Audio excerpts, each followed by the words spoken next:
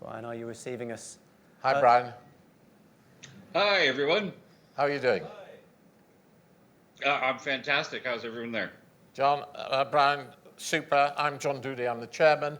And with me is Jeff White, who's an investigative journalist, and he's going to introduce you and lead this session. So delighted to see you. I hope it's okay there in America, and you're not all being borne down by impeachment proceedings. Yes, there's all that. Bryan, just before That is certainly what is going on here. Just before we get started, I'll just let the audience know how it's going to be. So I'm going to ask a few questions. The more questions I get from you, the better. I've got dozens of questions, but you don't want to hear from me. Get your own questions in. So I'll open it up to questions in a little bit. But Bryan, I guess, a good starting point, I think, for you would be what John's alluded to, the sort of thing that I think probably made your name, this hack on the Secret Service and the FBI. Just to sort of describe the circumstances around it, I gather there was a fast food connection to this one. The Google, that was actually very, very good reference. You did your homework. So Google has products that service consumers, and the idea behind what Google provides to us as consumers, global consumers, I guess you could say, we tend to trust everything that Google gives to us implicitly, and it becomes the source of truth. If you were to register a business in the UK, do you register it with a government agency, or do you register it with a website? Chances are it's a government agency, just like it is here in the United States. And there's a reason for that. It's for accountability, for being able to pursue legal action, to be able to hold a business accountable for screwing over a consumer and having consumer protection laws in place. Well, I started noticing that there was a lot of fake businesses all over the country, all over the world, really, in a lot of different industries. Locksmith being the number one. There's like carpet cleaners, pool cleaners, any business that sort of services clients at their location rather than having to. When would you go to your pool cleaner's office? Chances are they don't even have one. It's a guy in a van. You call the guy in the van and he shows up and he cleans your pool and that's it. But what if he's not licensed? What if he screws something up and then he just gets away scot-free? This is happening all over the world. But because the types of scams are kind of there's so many little variations and nuances, it's hard to classify them, and no one came up with a really good name yet. So it's like fake maps or map jacking or whatever stupid sort of thing a journalist, no offense to journalists, but some of the journalists here in the United States come up with some really, really dumb names. That being said, I wanted to fight back. And I went to Google and I reported there was a problem, and they said, well, we're Google and you're you, so what you're saying isn't possible. You can't place anything anywhere you want on Google Maps. So I changed, I added a place in North Korea. It was a concentration camp, and I made it an amusement park. And then I changed the Church of Scientology in the United States to the Church of No Sense or No Science. And then I changed the Mormon Church to a comedy, I think it was a comedy place with Matt Stone and Trey Parker from South Park, who just done the Book of Mormon. And they took them all down pretty quickly. There was a few more. I changed the Russian embassy in London to a gay bar with Vladimir Putin's face. I'm not dead yet, so apparently he didn't see it. Because, if people without a sense of humor, man, that would be starter list. So that didn't really work as well as I'd hoped. So instead of looking at it from the funny angle or trying to make money angle, what could you do with information? Could you, I don't know, impersonate a congressman or a bank or a law firm? Attorney-client privilege doesn't really apply if someone's wiretapping your phone without you knowing about it. Like you're going to find out a lot of good stuff. Sorry, Brian, to interrupt. Forgive me. Had anybody sort of thought of this at the time? I mean, it sounds like a bit of a no-brainer, but it also sounds like you were tapping into something fairly novel. Technically, people were using fake locations with numbers, misrepresenting the person they said they were in real life. So if you look at it from that high level or that generic, it's no different. But their purpose was to get consumers to call in to generate leads for either themselves or to sell the leads to other people to make money. I just wanted to, open up my own Secret Service office in Washington, D.C. and a FBI branch office in San Francisco because I was watching The Rock at earlier that day. All this was done actually at a McDonald's play area when my daughter was, I think she was about 5. She was playing, and I was sitting on Wi-Fi at McDonald's in North Seattle. Did you have at this time a sense that maybe this would get you in trouble? Oh, I was kind of mad at the point where they were like, well, we're Google and you're you, so we're just not going to do anything, and you're just going to not ever be heard from again. So that when I did the Secret Service and the FBI thing, it was like, well, I'll show you. And I set up the phone numbers and I routed them back to the original switchboards, and then I replaced the old locations by flagging them as a bunch of different IP addresses. Because if you connect your USB, your iPhone to your laptop and you put it in airplane mode, it gives you a new IP address every single time.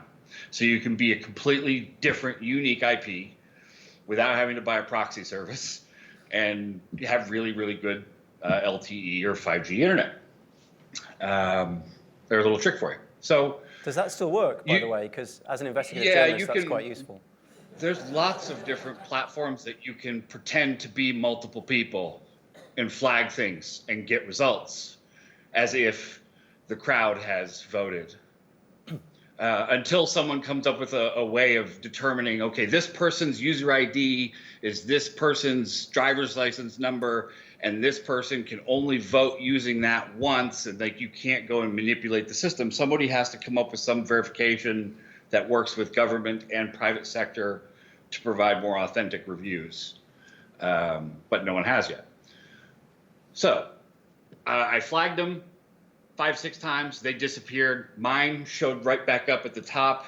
I added a couple reviews, and 40 calls came in the span of about a day. These were calls that people thought they were making to the FBI and the Secret Service, but you were... And they got the Secret Service and the FBI. Because you'd redirected the call so it would get through, but you're effectively eavesdropping on the conversation. Yes. What did you hear? Go into details. I only listened to 2 phone calls before stopping and trying to not hyperventilate, because I realized just how deep of shit I would be in if I got caught. I know it's about 5 years per phone call, and I'm not a maths expert, but I think I could draw some conclusions. So, based on my risk profile and my, lifestyle choices, I'm not exactly going to live 200 years. So I called a couple friends of mine who were in the FBI, who I knew from the Marine Corps, and told them after a couple minutes of being yelled at and told trying to explain it to them, and then them going, are you an idiot?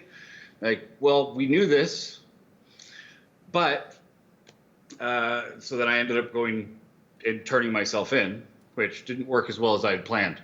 15 minutes of explaining to them, and they told me to leave, and they'll contact me when they're ready. And I was like, okay, you guys are rolling your eyes and just sort of being really dismissive. I've been married. I know what this is. I know what you're doing.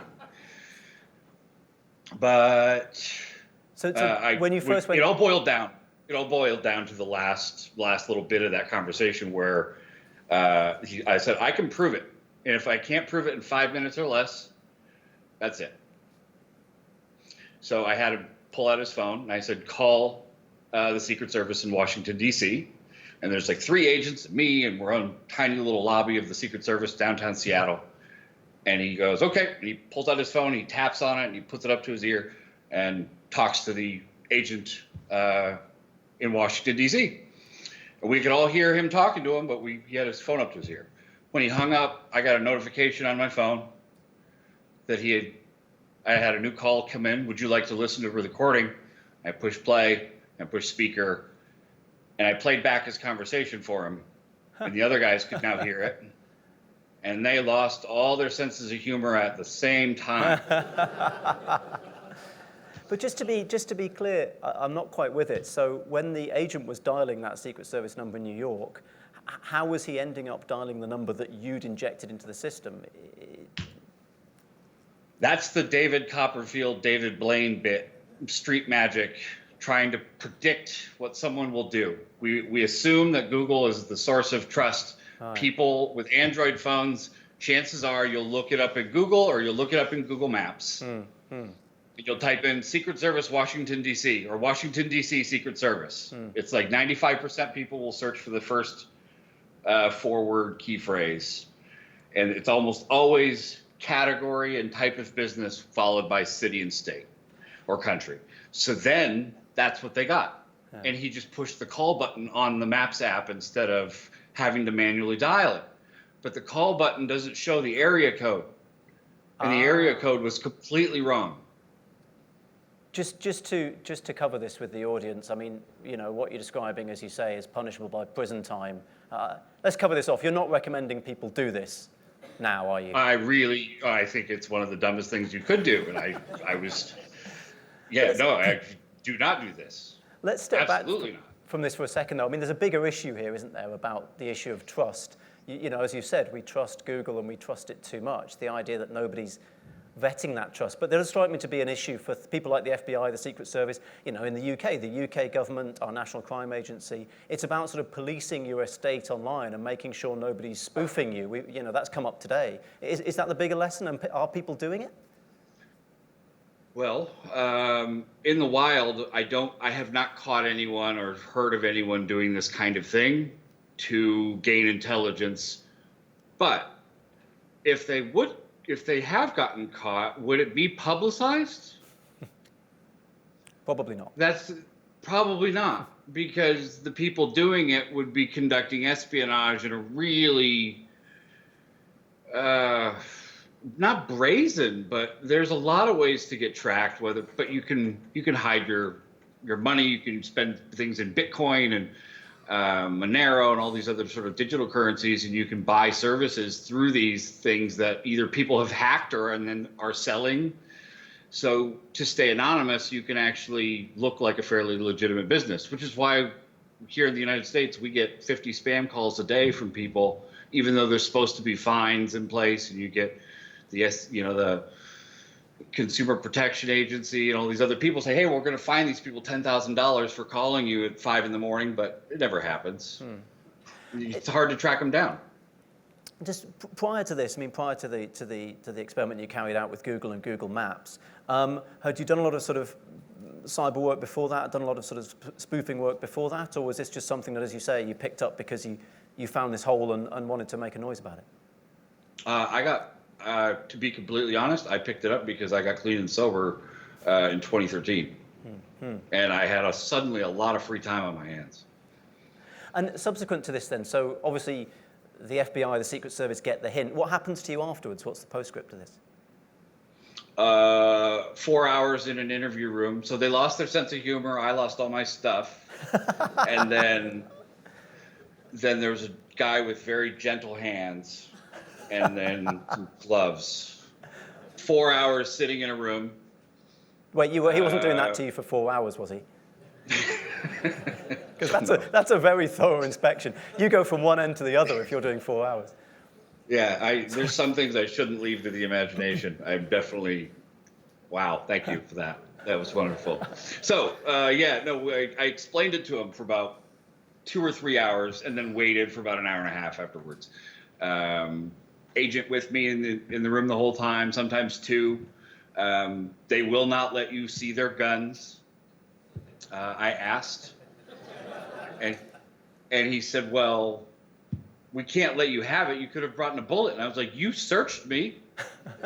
Do I have bullets? Whether you searched me or not should tell you. And I could hit you with this chair versus an empty gun. And no.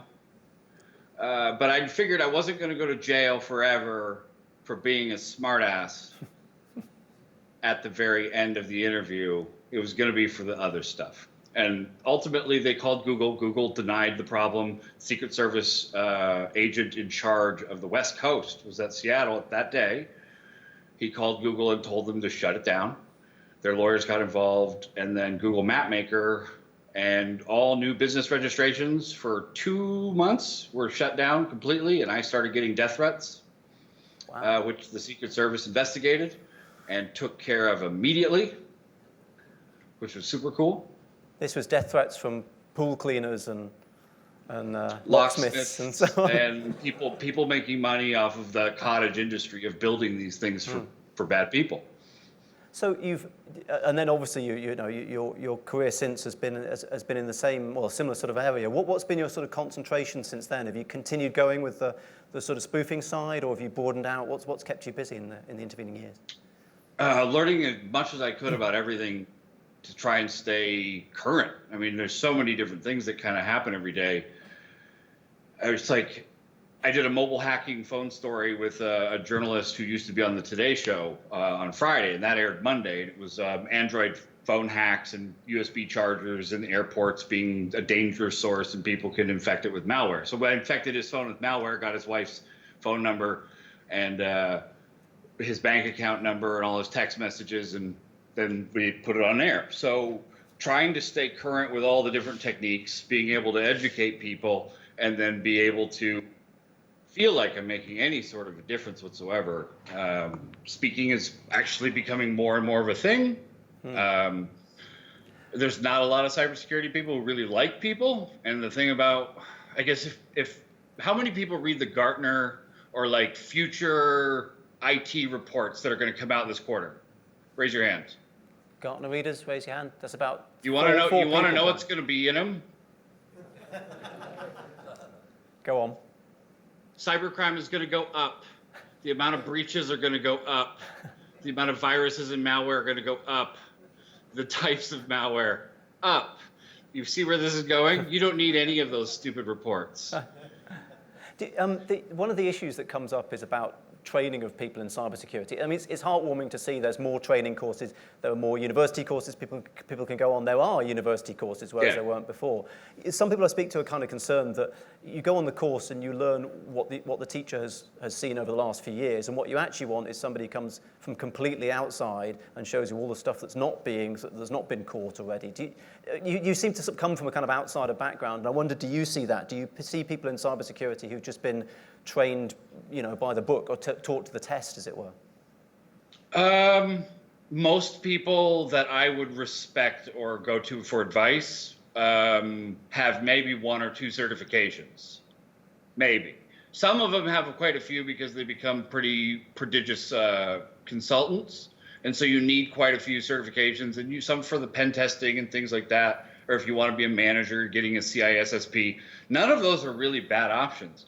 But for a cybersecurity practitioner, most people that you see with certs could probably test and take a lot more. It's just quite a bit more memorization of a couple little things, but you understand the core functionality. Like, I can go and take the CISSP tomorrow. I've been scoring about 80% on practice tests, but it's $700 and I got to get a babysitter.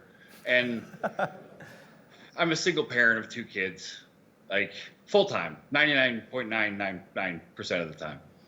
I've had them since my son was a newborn. He's 5, my daughter's 11. So I choose to raise my kids and speak and have a job, and all bills and everything's taken care of, and okay, I'll get certs later.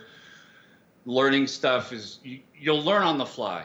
Find something that interests you, build a virtual machine pen testing lab, and then try to figure out some of the hacks. You can literally watch some of the demonstrations on YouTube, and there's so many different so many different training courses available. But starting with a basic networking, basic Windows, getting a hold of Windows 10 or Windows 8 or Windows 7, understanding and like watch a tutorial or read a tutorial and highlight every word you don't know and then go and Google it real quick. It takes like 10 minutes.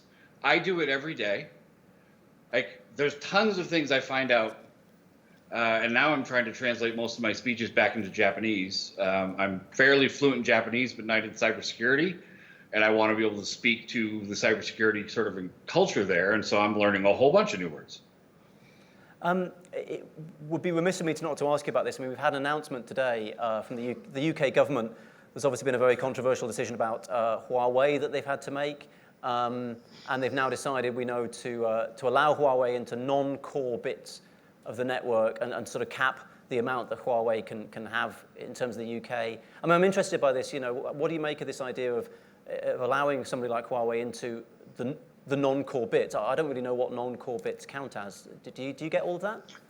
I mean, I guess like the core bits meaning maybe the backbone, or meaning unrestricted access, or certain API, or some sort of access that but is that definable? Would compromise infrastructure, or that you could potentially affect other customers. Right. So allowing them onto the network, but it doesn't allow them to jeopardize or potentially spoof or eavesdrop. What they did is just put a security control in place.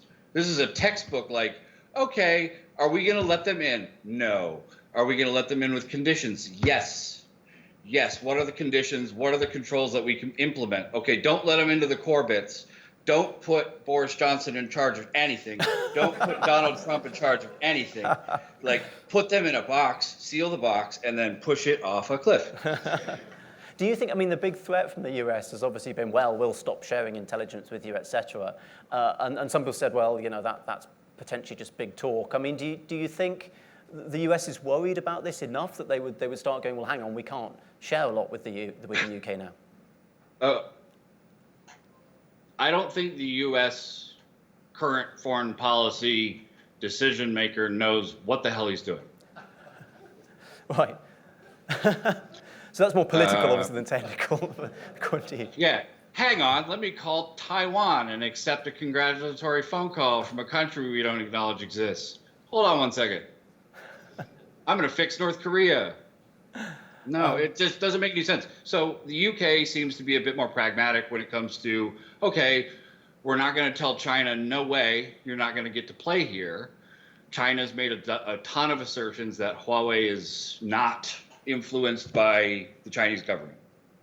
Okay, we can either say they're lying, but we don't have any proof, or we can say, we'll see. We'll give you a little bit of access as a matter of like bridging the gap or diplomacy and like improving the potential collective intelligence of the world. Like China might have aspirations to be the top contender in the world and run kind of everything, but we can't do it alone. There's a lot of people represented all over the world, and I think this is probably the more pragmatic and smarter approach than saying, nope, my way or Huawei. Just up for questions from the audience, but I just want to ask one last one, which was, having worked on various of the stories that came out from the Edward Snowden leaks and looking at what came out from those documents, I kind of got the sense that from the US side, from the NSA, looking at the UK and GCHQ, their view was that GCHQ may not have the numbers, may not have the money, but the skill level was high, the British skill level in cybersecurity was high, that our people were just brainy, and that those brains were very useful. And also, I mean, strategically, geographically where we're placed, but also, you know, that we had good brains we could deploy. Do you think that's a fair reflection of what the US view on the UK cybersecurity-wise is, governmentally? Yeah, no, I know some cybersecurity firms that I talk to casually, and one that I'm an advisor to, one to watch is it's called Sciemptive Technologies. They've got some really cool stuff that's coming out. Their take is like the US is like a 9.9 out of 10, and the UK would be the second behind them because there's a lot of stuff that gets shared. The US just has so many more people.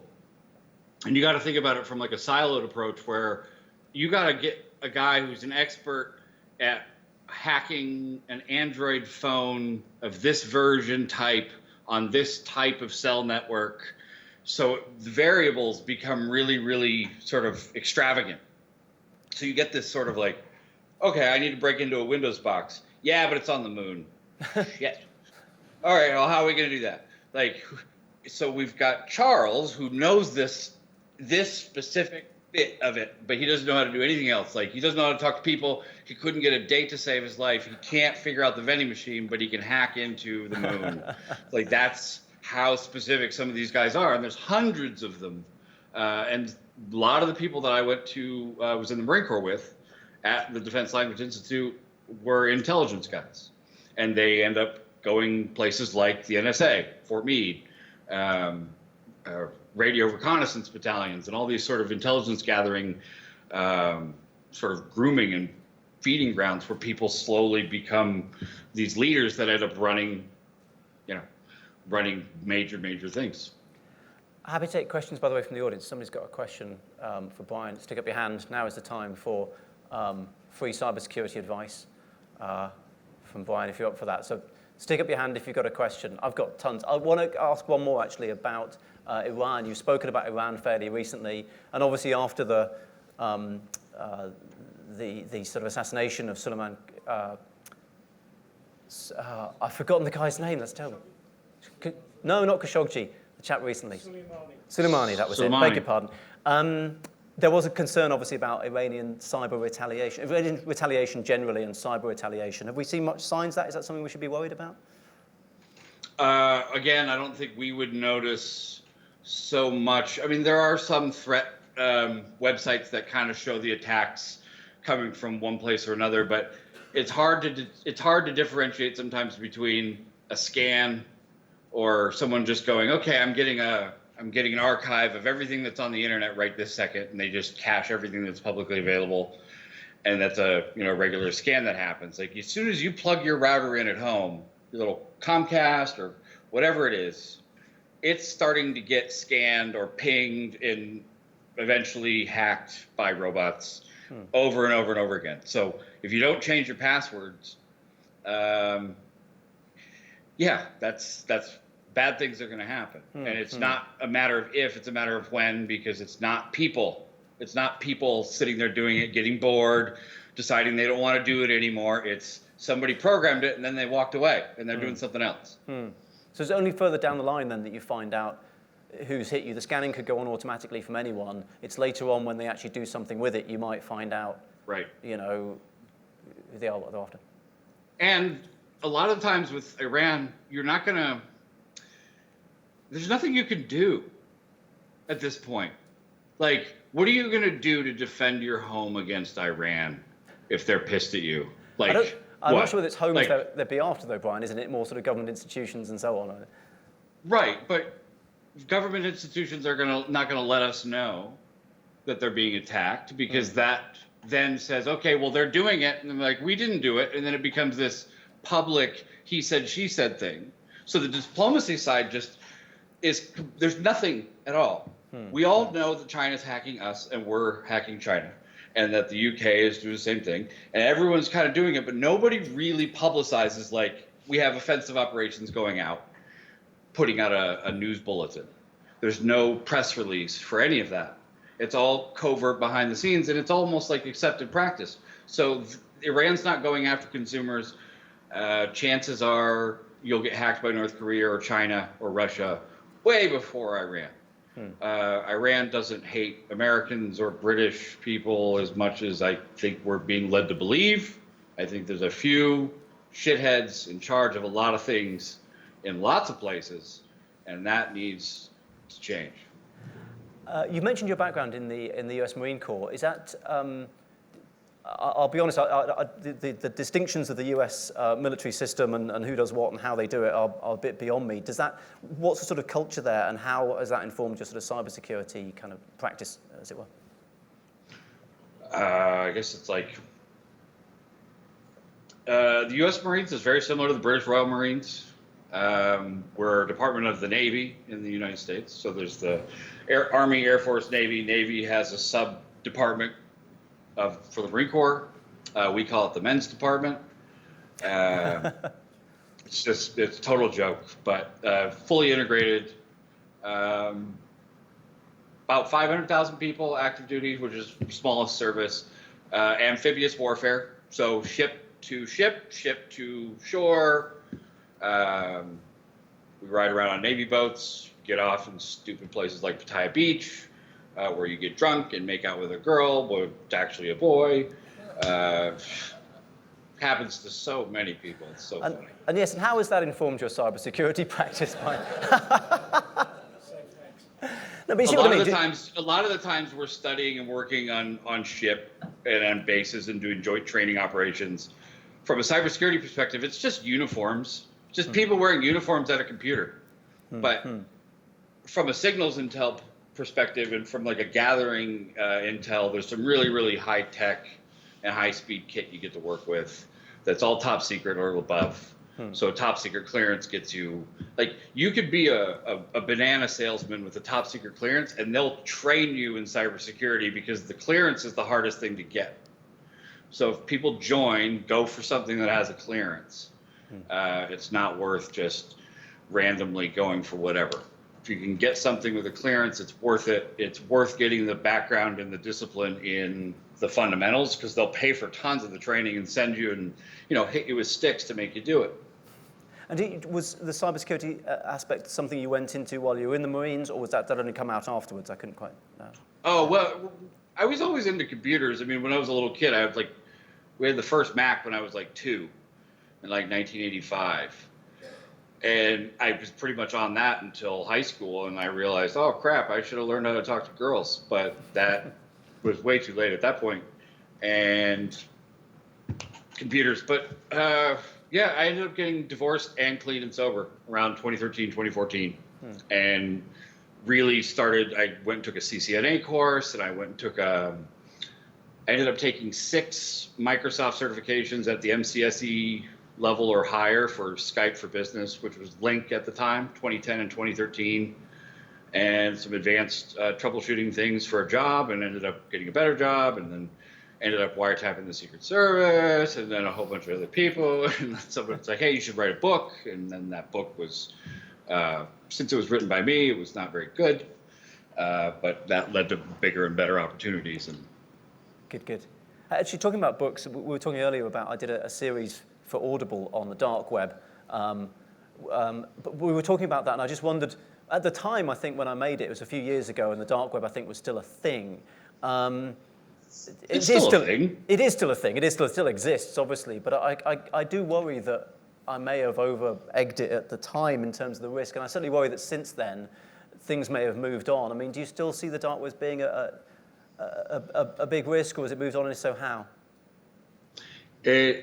I think it's still there, and it's still a risk. I mean, I know people who still get drugs or illicit substances, and there's still people doing carding, and journalists like Brian Krebs, a good friend of mine, he goes on forums and finds new breaches or new card dumps of people selling new cards, and then goes and contacts the card holder to find out where they shopped at, to find out who was breached, by narrowing it down and doing actual journalist, investigative stuff. So there's still an active, viable marketplace.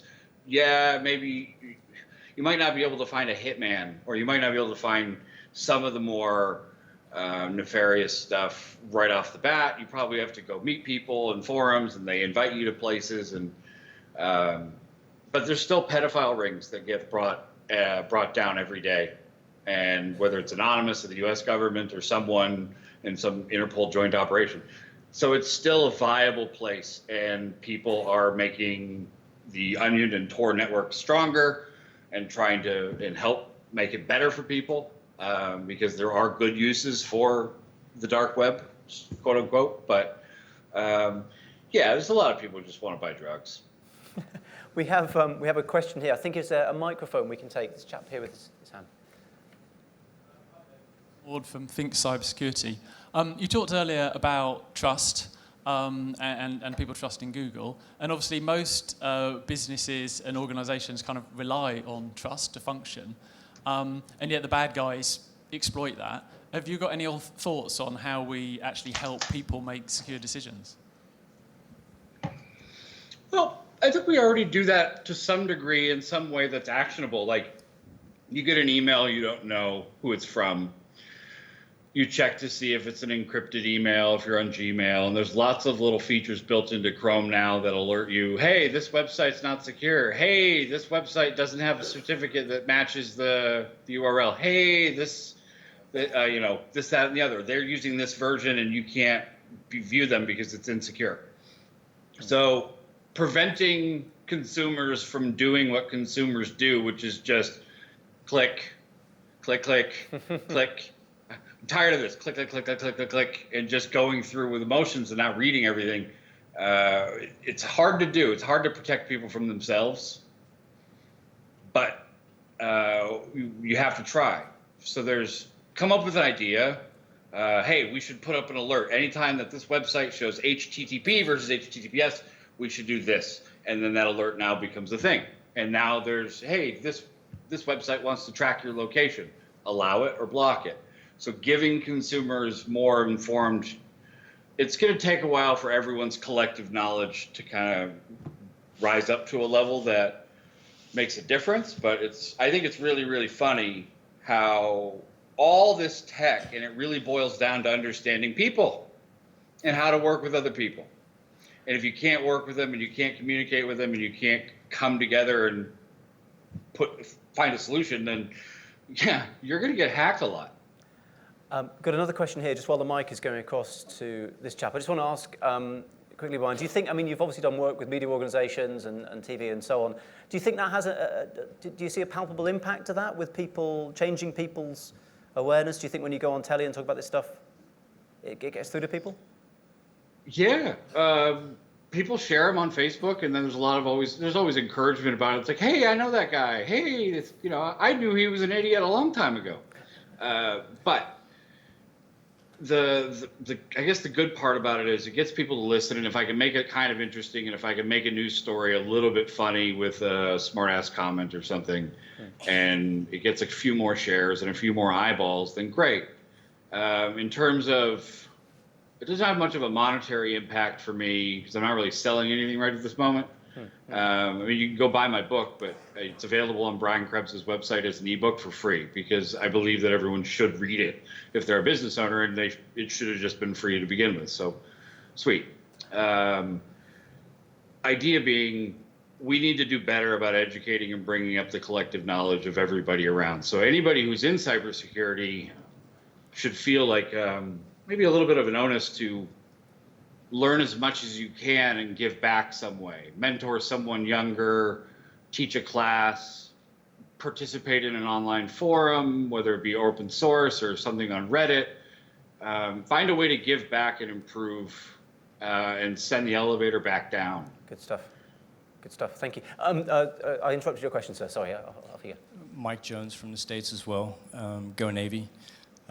Quick question. So after you had your run-in with the Secret Service, what has your interaction been like with other parts of the government, as well as Secret Service and the FBI? How did that affect your counter-intel polygraph and your security clearance? That's a good question. I didn't have a security clearance at the time, which I would have been in big trouble, I think, or would have been. I think the reason I got the chief reason that I did not get charged was that there was no criminal intent. I walked in, they didn't know about it. I told them about it. They told me to leave. I proved it. That's when they took it seriously. So they couldn't really reason or come up with a case that says, well, he was going to sell it for a profit. Yeah, but he told you first. Oh, so he's obviously he made a mistake and got a little overzealous. Whoops. And may or may not have wiretapped 2 federal agencies from a McDonald's, but what are you going to do? We all have a bad day. So that didn't really affect future background checks or future clearance stuff at all. A reporter from Wired named Kevin Paulson did a Freedom of Information Act request on me 2 years later. Nothing came up. The FBI and Secret Service have been pretty moot. I think Oh, well, yeah, like a year after I published the book, maybe 6 months after I published the book, they asked me to take a chapter out. Really? I don't know, the Constitution and like the First Amendment says, something about free speech, And also, being important. asking 6 months after you Censorship. published the book to take the chapter out, it's a bit late, isn't it then?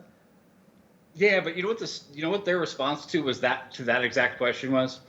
Do you know what the statute of limitations are for what you did? Like, I'm pretty sure I don't want to know. They're like, indefinite. Oh, that's good. Oh, that's good. When you published it, by the way, it was slight self-interest, because obviously as somebody who's trying to publish a book at the moment, and John will be interested in this as well, what level of response did you have to get? Did you go to the US government? Did you say to them, this is what I'm going to put in it? What was your... And indeed companies... No, I didn't. I probably should have, because they probably would have told me and I would have saved myself writing that whole chapter on how I did everything I did. Most of those tricks don't even work anymore, so it's not really that big of a deal. But from a, hey, guidebook, anarchist cookbook sort of standpoint, I can see their point, and I have children, and I'm not that big of a zealot to be like, well, I'm never going to compromise on anything, and I'll just go hang out with Chelsea Manning in jail forever. Like, no.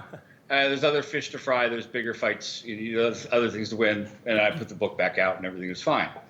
They didn't tell me I had to censor my book. I did it voluntarily, so on and so forth. They made a very good case for why. Just with the trust issue that we've tapped into earlier, and obviously you've tapped into with Google and Google Maps, I wonder whether things like the Cambridge Analytica scandal has changed that. Do you see people treating these companies and the way they use data? Do you see them treating it with more skepticism in the wake of all that? Yeah. Initially, the consumers still go and like, hey, I'm going to go check out this app that ages my face 15, 20 years to see what I look like when I'm old. Basic, hey, maybe you're training an AI for free by providing your facial recognition information. And like, we're all putting Alexas in our home and smart TVs, and it's like, well, there's memes and internet jokes about it all the time. It's like back in the day, we all thought the government was wiretapping us, and now we're like, hey, wiretap, can you look up a pancake recipe for me? Thanks. As long as there's vigilant people raising awareness and fighting and paying attention, we really got to keep an eye on the smart people and make sure that they're not all rounded up. I've talked about this before with interviewees from the US, but I mean, it does strike me there's a difference between the way in Europe we regard, even with Britain leaving the EU, I still think we can say we're in Europe, we're part of Europe, controversial, but the way that Europeans regard personal data and the way Americans regard personal data. So in the US, I was stunned at being able to pay a couple of dollars and get a chap I was trying to investigate, get all of his details, his home phone number, his previous addresses, his email addresses, his parents' email addresses. I was astonished by how much I could get just by paying a really small amount of money. Do you think Americans don't care about that? They've just got used to it? Do you think they don't even know that's possible? I'd say maybe. I just saw a statistic that 50% of people who took a survey in the United States did not know that 6 million Jews died during the Holocaust. So I don't know. I would love to think that most people would think that their information's available and that there's stuff you could do about it, if there is stuff to do about it, whether you tell the Social Security Administration to hide your birth records or, take steps to secure yourself. But if you want to go and live off the grid, it's really, really, really insanely difficult. You got to go get an LLC anonymously, and you got to get that to then establish lines of credit, and then go buy all these assets and hold all the assets as sort of like your house being a company, and then all the bills are paid through that, and so then everything comes out of your name. But you've still got these little things tying you to it. So I think maybe 25% of people know that their information's readily available. I don't think everyone knows that all their stuff's available multiple times, and that everyone's credit card information has pretty much been sold multiple times. Change your passwords. On that wise piece of advice, should we welcome up our members of the panel that are going to close today as well? So round of applause, please, for Mariana Pereira, Dan Cope, and Tate Chakrabarty from earlier on. You folks want to grab a seat there? Thank you. I hope I got all the names right. I usually don't. So we're going to share microphones as well. So I'll put that one in the middle with you. Actually, Marianne, I was going to ask you the first question, but obviously you've talked about the AI picture at Darktrace in terms of defending. I am quite interested in where AI sits in terms of attacking. I mean, are you seeing that being, do the hackers have supercomputers? Are we at that stage yet? Yeah, that's an interesting question, and also touches on a lot of the things that also Bryan's raised in terms of trust and access to data, because one of the things that we've seen the sort of barrier to entry for technology just come lower and lower and lower. And we can teach high school students now to develop natural language processing and write a piece of AI that's going to do their homework for them. And there's also, I think it's the NSA that uses the acronym NOBUS, nobody but us. They believe they have the supercomputing power to achieve some exploits that please, the Americans in the room, correct me, because I'm actually not an expert on this area. But the idea being that, oh, well, if the offensive side doesn't have enough computing power to process this, then they can't use this exploit, and then we're safe because we're the only ones with these supercomputers. But that's, again, technology, storage, processing, all of that's coming down. The use and the accessibility of AI and the sort of idea that AI is this very far thing is, it's past. It's here and it's here today. And so we are seeing the use cases of teaching an AI engine to mimic language, to look for patterns of behavior, maybe even in consumer patterns of behavior, and then exploit that, sometimes with insights we wouldn't have thought of. One point that's made to me by somebody at another cybersecurity company was, his view was that we're not seeing cyber criminals necessarily using AI, but they are very interested in how the defensive AI works, because if they can crack that and get past it, I mean, do you see evidence of that, of people thinking, okay, they got Darktrace, how's its AI thinking? Because if I can outthink it. Yeah, and there's, and I would say even Darktrace, there's no silver bullet here. The general idea really, and also there's different ways that you can use AI, right? You can teach AI to be really good to detect known bad, and therefore it will find the first incidents of, or the first hallmarks of an attack, or when things start going a little bit wrong. And it's really important to catch it at that moment. So you can use AI to stop known bads at the earliest stages possible, a bit like finding the earliest symptoms of a cold. But also that idea that for any attacker trying to outsmart an AI, you're still only going to attack by doing something. You can spend all your time in eavesdropping and listening in and learning, but ultimately you're going to have to make a move. At some stage, yeah. And that move, the ability to spot that move and understand that move, is where AI can really help you. If I may, yeah. I think one of the things to build on that is when AI, it just uses the principle of when you move, you're always going to leave a footprint, is in the sense of a human. You take a step, you're always going to leave a footprint no matter how softly you tread. And that's really what the AI is looking for, is something that looks like a footprint. Tate, I mean, obviously AI is one of the issues that's coming up. Talk to us a bit about what's in, on the road ahead in the next year or so. There's various bits from a sort of legal point of view that we're going to be facing. In terms of cybersecurity, are there moves we should, obviously our imminent departure from the EU is one of them, but what things should we be looking out for in the near future this year? The ICO has taken an interest in this. If you go on their website, there's details of what they plan to do and what they intend to set out, not just for the year ahead, but years in the future as well. My personal view is that big health in connection with, data in connection with big health. This is not really known to the public all that much, but... So this is like NHS Trust sharing information yes. on people with, DeepMind, et cetera. That's something that people are just not aware of. There's on an almost mass scale, they are using AIs to sort of analyse this data. And the issue I find most disturbing is that people they are not aware of this and they haven't given any kind of consent. Most people are just told that it'll be used in some kind of medical research. That's all they're told, and by and large people are good-hearted, so they say yes to this. If they were aware of, in terms of commercialisation, how much this is going to be worth to companies in the near future, I think people would take a different view as to this.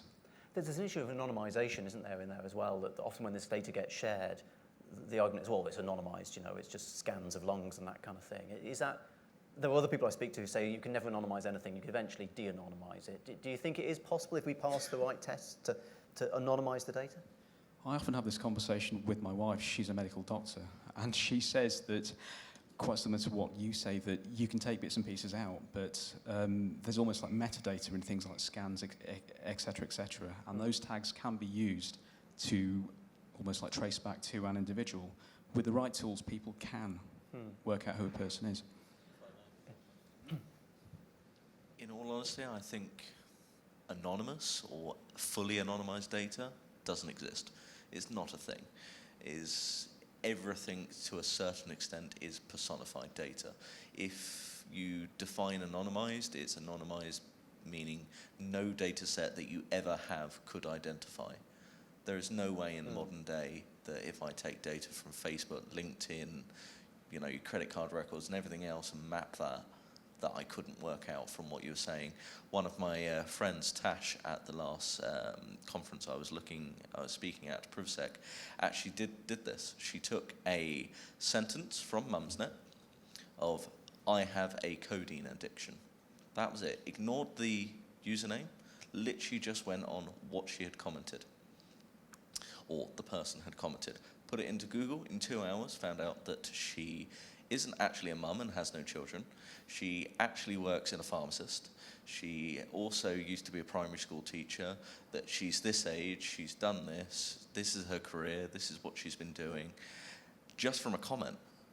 So She sounds swell. I was going to say, sounds like she needs a job as an investigative journalist. Yeah. Brian, can I ask you about this? Because we on the health data bit, the US is really interesting because obviously, unlike us, you don't have the NHS, you have private health providers, and there's been so many breaches. A, how's that data being used? Is this data being used? And B, is healthcare over there paying attention to this? Healthcare over here is like it's just, it's the worst. I lived in Japan growing up, and I lived in the UK. Really bits, and saw tons of friends using NHS, and I broke my hand in Japan. It was $30 to fix it, but the way the US does it is so convoluted. There's so many people making money and so many different sort of transfers of information, and there's too much money going around for people not to do something with it. I mean, Avast Antivirus is selling all their user clicks through a subsidiary that just came out, a couple days ago. Everyone's selling data. Everyone is selling our data, and there's no one good solution for how to collectively capitalize on the side of the consumers. But yes, you can. Some guy posted on an anonymous chat board a picture of him standing on lettuce at a Burger King, and within an hour they figured out which Burger King and had him fired. Like, you can find anyone with just a few bits of data. Stephanie from Wisconsin, all of a sudden it's like, hi, I knew her on a plane. She was about this age. She was about this height.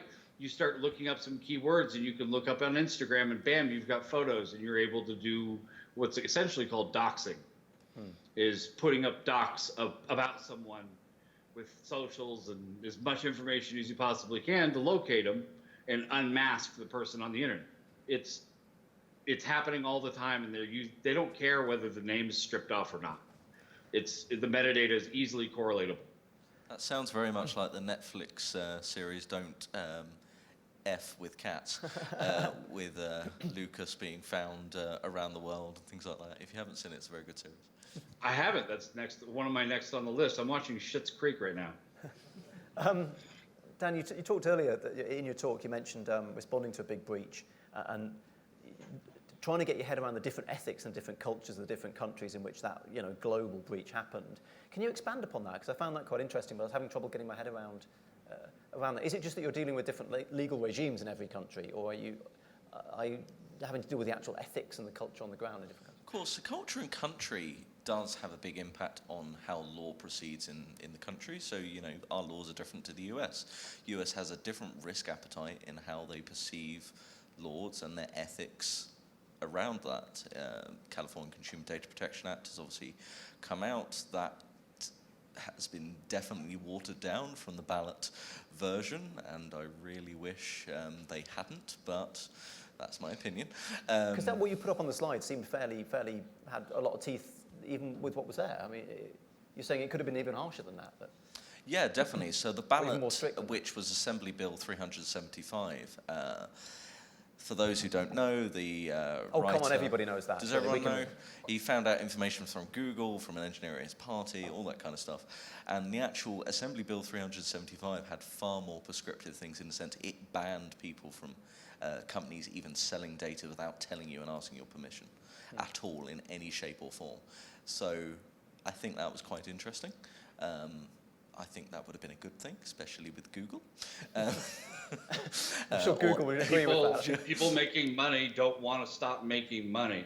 So True. they have all the lawyers, they have all the lobbyists. And can you think of another or anything that's happened in the United States that you really wish hadn't happened? Because I have a list. But I mean, sorry, yes, Marion. So one of the things that I generally find helpful when I'm speaking to non-cyber audiences with regards to laws and sort of the awareness part is that I always think about it in terms of, okay, well, it's a bit like in the food industry, right? The whole notion of selling data and what data you're selling and what do you know about me makes me think a little bit about how, you know, at the beginning, we had to bring the food industry kicking and screaming to declare what was inside the food. How much sugar does it contain? How much fat does it contain? So that, to me, is a very helpful analogy to think of it in terms of, okay, well, what does it mean to give consent with regards to data? And what is my data? And what is also, and here we go into a bit of a, I think, a difficult land when we're talking about public interest, private companies, and the data pertaining to individuals and the whole notion of whose job is it to protect it.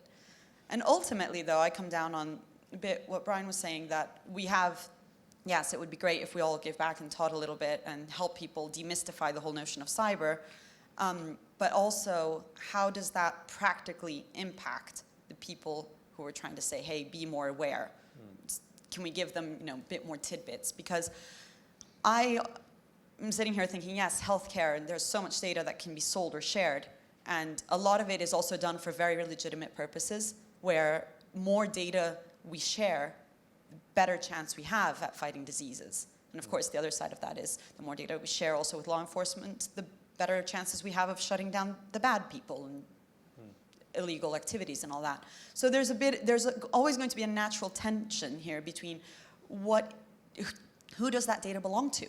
If I'm buying 5 dishwashers at John Lewis over 5 years, then is that pattern, does marketing have a right to have a look at that? Do we inform consumer electronics? Like, who does that actually belong to? And the fact that I've shipped them to 5 different addresses, what the hell does that mean? And Bryan, this also has impacts, doesn't it, for security, in that keeping track of where your data is, who's got it. When somebody gets breached, I had a breach notification the other day. I'd never heard of the company, and apparently my data got shared there. So there's a security implication with this stuff getting shared around, isn't it? Yeah, my defense is having really poor credit. So no one's going to steal anything of mine. No, yes, to echo off of what others have said, if we want this information to get shared. I want my doctor to be able to share labs, and I want to be able to, like, if I go to the hospital, to the ER, and I'm unconscious, I want them to be able to know what blood type I am and be able to pull up information. That's useful. I sometimes don't mind ads, depending on what the ad is for. But if I look up toilet seat, I don't want to see like thousands of toilet seat ads. So maybe, yeah, it's kind of hard to, like, I don't want any ads. I don't want any customization. I don't want anybody being, no one's helpful. No one be helpful at all. I suppose Even this if their really ties back intentions are to our completely. conversation earlier around proportionality. What is proportionate? Does sharing that data become proportionate? So, for example, the case with obviously the London hospitals sharing data about your treatment, what you've been treated for, etc. Proportionality of that, was it proportional or is it proportionate? You know, I suppose it depends on obviously the case you're using.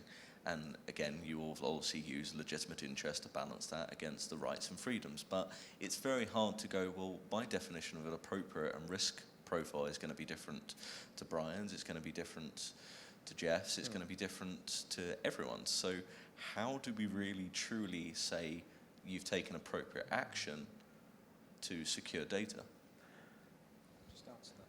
On that point, I think Brian's talking about data in connection with his own treatment. If he was taken to hospital, if he's unconscious, they need to see what's wrong with him.